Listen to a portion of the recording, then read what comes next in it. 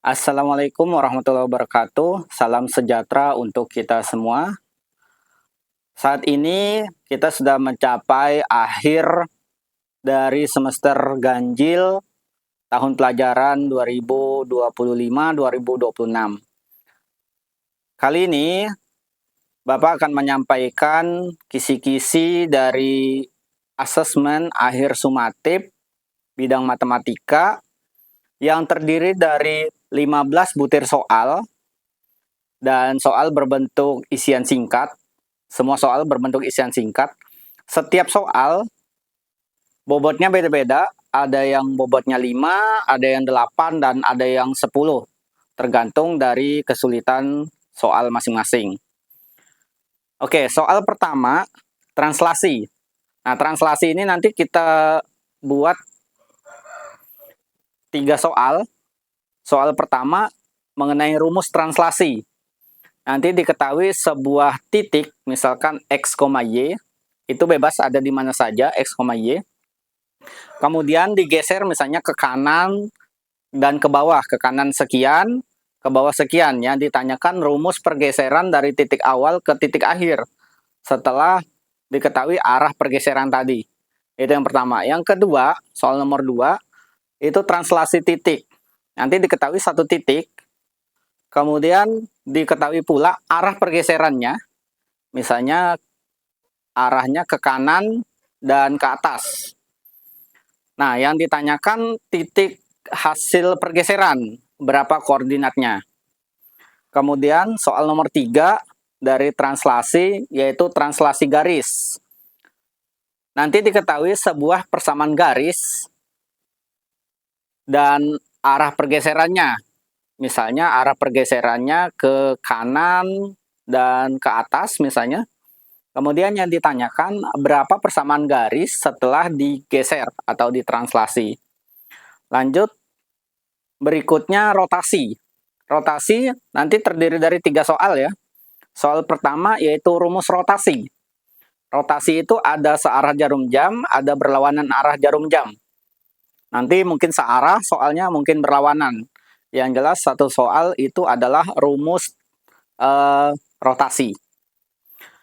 Kemudian yang kedua, rotasi titik. Nanti diketahui satu titik, kemudian titik itu dirotasi dengan arah tertentu, misalnya searah jarum jam, dengan sudut tertentu juga. Mungkin 90, 180, atau 270. Kemudian yang ditanyakan berapa titik akhir setelah dirotasi. Kemudian yang ketiga, materinya rotasi garis. Nanti diketahui sebuah garis. Garisnya garis linier ya. Semua soalnya garis linier. Yang ditanyakan berapa hasil atau berapa bayangan dari garis itu jika dirotasi dengan misalnya sudutnya 90 berlawanan arah jarum jam misalnya. Oke, berikutnya refleksi atau pencerminan ya. Pencerminan juga terdiri dari 3 soal. Pertama, rumus refleksi atau rumus pencerminan. Nah, nanti pencerminan itu kan ada 4 tuh. Ada pencerminan terhadap sumbu X, ada terhadap sumbu Y, ada X sama dengan Y yang seperti ini ya, dan X sama dengan min Y yang seperti ini. Nah, yang pertama tadi ditanyakan itu rumusnya ya. Nah, yang kedua nanti pencerminan terhadap titik. Seperti soal rotasi tadi, diketahui sebuah titik, kemudian setelah direfleksi atau dicerminkan, berapa bayangannya. Kemudian soal ketiga dari refleksi, yaitu refleksi garis. Nanti diketahui garis dengan persamaan tertentu, yang jelas garisnya garis linier. Kemudian yang ditanyakan berapa persamaan garisnya setelah dicerminkan dengan cermin tertentu ya. Nah, selanjutnya dilatasi. Dilatasi ini terdiri dari 2 soal saja, yaitu dilatasi titik dan dilatasi garis. Di dilatasi, Bapak tidak membuat soal untuk rumus, tetapi yang ditanyakan yang diketahui titik, dan garis yang diketahui yang ditanyakan bayangannya setelah dilatasi atau diperbesar dengan skala tertentu. Berikutnya nomor 12 ya. Soal nomor 12 ini komposisi transformasi. Nanti diketahui sebuah garis ya, untuk komposisi ini diketahui sebuah garis digeser atau diputar, pokoknya dikomposisikan ya. Ada dua, mungkin kita ambil saja ini refleksi atau pencerminan dan rotasi. Untuk komposisi dari dua itu, mungkin dicerminkan dulu baru dirotasi atau dirotasi dulu baru dicerminkan. Berikutnya soal nomor 13. Ini dari juring dan busur lingkaran ya. Materi yang terakhir. Ini nanti terdiri dari 3 soal. Soal pertama atau soal nomor 13-nya mengenai pengertian.